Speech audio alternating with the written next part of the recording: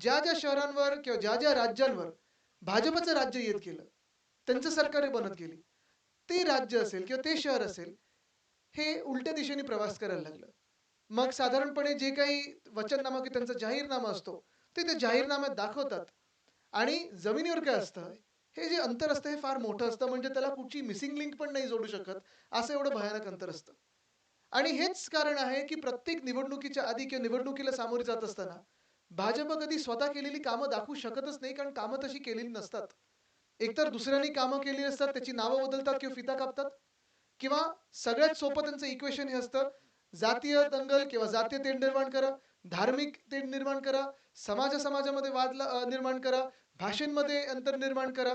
हे सगळं करून डिव्हाईड अँड रूल ज्याला आपण बोलतो, ही जी काही डिव्हाईड अँड रूलची पॉलिसी आहे, ती मला वाटतं एकमेव आत्ता पक्ष असेल जगभरातला, जो भाजप आहे, ती त्याची अंमलबजावणी करतो.